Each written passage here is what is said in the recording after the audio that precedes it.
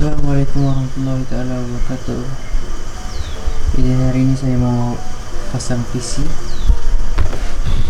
Pasang PC hari ini.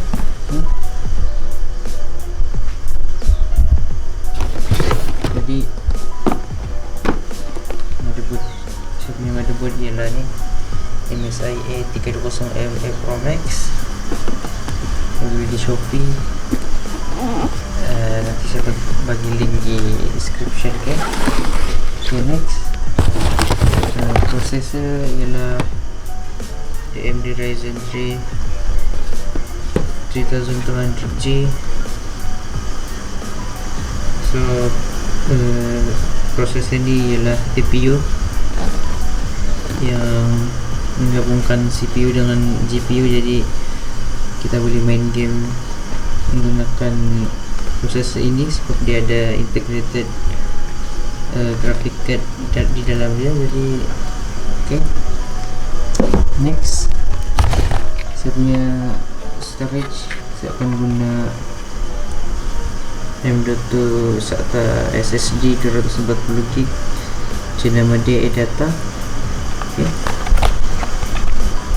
Okay, next, saya akan guna RAM daripada ini je, nama dia Panther DDR4 2666 MHz.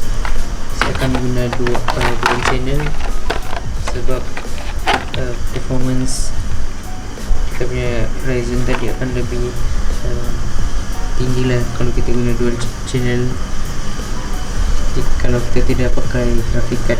Okay, so itu saja untuk kita punya main komponen. Okay, ini adalah saya punya case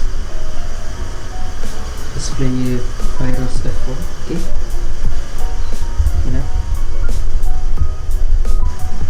oh tiba. Jadi untuk power supply saya pakai first player Black saya punya 500 watt. Jadi tapi ini bukan full modular, dia non-modular, dan dia adalah flat cable warna hitam, jadi supaya nampak lebih cantik lah. Okay, jadi kita akan pasang. Okay, nice.